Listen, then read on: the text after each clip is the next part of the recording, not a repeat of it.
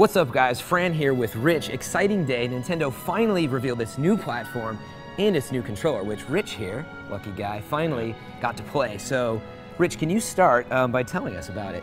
Which we have the controller right here if you want to walk us through it. This is the controller right here. It's roughly this big.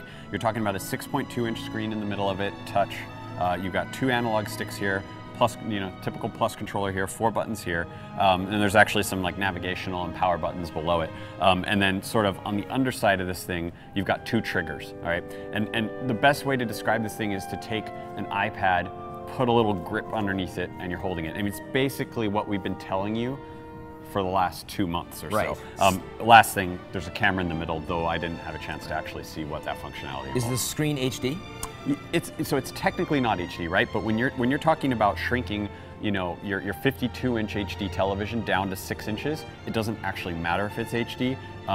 What matters is the fact that what I'm potentially, depending on the demo you're playing, what I'm seeing on the TV is on this screen here. So it'll actually exactly replicate what you're seeing, and with good precision too. Yeah. So what is the point of all this, holding this huge controller tablet? What's Nintendo thinking? The weird thing, you mentioned it's huge, right? It actually feels pretty good. You look at it and you're like, it's a square and that thing's gonna be hard to hold, but it actually works pretty well. It's actually quite light too, which is probably the most important thing. It feels really light. Exactly, right? I mean, it's pretty good. But if you take like a notebook of about this size, that's kind of about the weight of it. It actually feels really good. It feels sturdy yet light, which is awesome.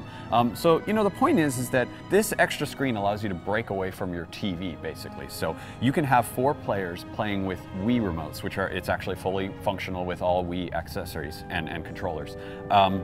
And I can do something entirely different from what you guys are doing. So say 4 people are playing split screen on the TV, I have my own unique command and visuals here. So it's not just that like I'm entering separate plays, I can see the game world in a completely different perspective. And that information just opens up so many gameplay possibilities. Right. So yeah, it seems like they want to blend, a little bit what they were doing with Wii is get you up off the couch and stick kind of with that. It's not completely a hardcore gamer's controller. There might have been one demo where I was sitting down, but for the most part, you're looking around. It's got the gyroscope built into it, so you can literally move it up and see upwards in the game world or look down.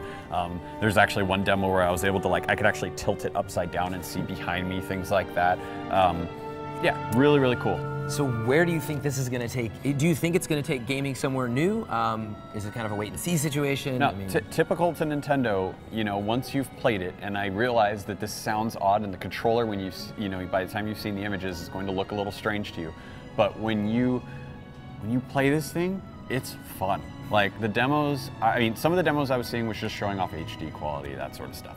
Some basic, goodies like that. But playing some of these games, even if they were using Mii's, was cool. And I don't want to go back to Wii Sports because these games were so cool. You know what I mean? So. Okay. Yeah. Well, thanks for the time, Rich. We're obviously going to be bringing you guys a ton more coverage here at E3. So stay tuned to e3.ign.com for more.